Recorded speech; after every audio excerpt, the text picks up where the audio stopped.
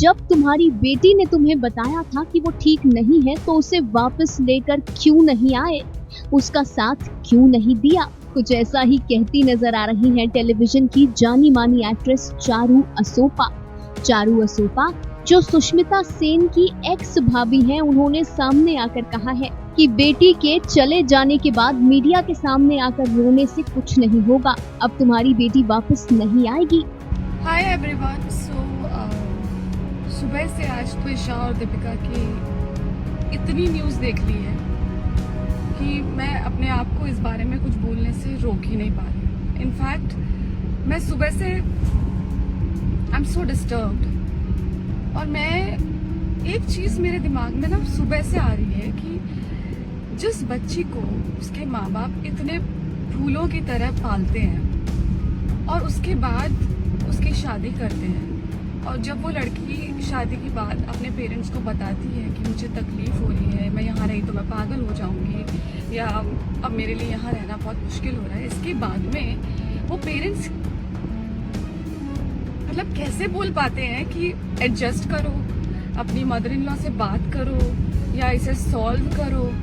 Guys, अगर आपकी बेटी आपको बता रही है कि प्रॉब्लम है, तुरंत जाओ, अपनी बेटी को सही सलामत अपने घर वापस लेकर आओ। Why don't you get that? I mean, हम मरने का वेट क्यों कर रहे हैं? This is disgusting.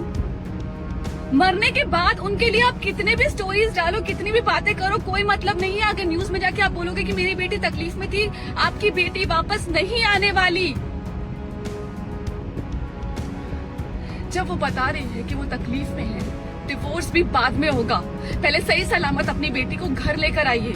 ये मैं कोई इन्फ्लुएंसर या मैं कोई यूट्यूबर नहीं बात कर रही हूँ, मैं एक माँ बात कर रही हूँ जिसके पास एक नन्ही सी बेटी है। मैंने पाल पोस कर हम अपने बच्चों को इसलिए बड़ा नहीं करते कि वो आगे जाके आत्महत्या कर लें, क्योंकि वो एक टॉक्सिक मैरिज में थे। अभी भी टाइम है, पेरेंट्स को संभलने की जरूरत है। नंबर 1, जब तक आपकी बेटी इंडिपेंडेंट, फाइनेंशियली इंडिपेंडेंट ना हो जाए, उसकी शादी नहीं करेंगे आप लोग। नंबर 2, शादी के बाद कंटिन्यूस टच में रहेंगे, दिन रात फोन करेंगे। वीक में अगर कहीं दूर रहती है तो प्लान कीजिए कि ज्यादा से ज्यादा आप उसको जाके मिल सके, उसकी हालत को देख सके। और अगर वो कहती है कि वो तकलीफ में है, जिस धूमधाम से आपने शादी की थी ना, उसी धूमधाम से उसे घर वापस लेके आने की हिम्मत रखिए, क्योंकि वो किसी और की बेटी नहीं है, वो आपकी बेटी है। उसे आपने पैदा किया था, वो खुद पैदा नहीं हुई थी, तो उसकी पूरी जिम्मेदारी आपकी है। और प्लीज अपनी बेटियों को ये सिखाएं कि जहां आपकी डिसरिस्पेक्ट हो रही है ना, वहां पर 1 मिनट भी ना रुके। उन्हें ये ना सिखाएं कि वहां पे एडजस्ट करें। एडजस्ट नहीं करना है। जहां तकलीफ है, जहां डिसरिस्पेक्ट है, वहां पे नहीं रहना। अगर आपको तकलीफ है, आपके साथ बुरा बर्ताव किया जा रहा है, तुरंत सही सलामत वहां से निकलिए। चाहे आपका कोई साथ दे या ना दे, अपनी जिम्मेदारी खुद उठाओ। माँ बाप पे भी क्यों डिपेंडेंट रहना है? खुद निकलो यार, पढ़े लिखे हो, 0 से स्टार्ट करने की हिम्मत रखो ना।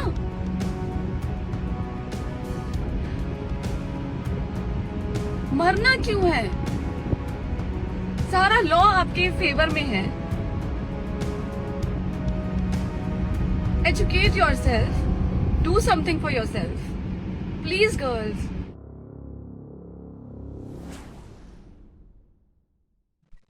चारू की बात 100% सच है।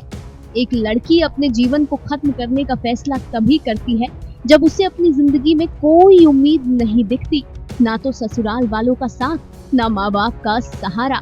जितने कसूरवार एक लड़की के मरने के बाद ससुराल वाले होते हैं, उतने ही कसूरवार एक लड़की की मौत के बाद उसके मायके वाले भी होते हैं। Final cut news desk.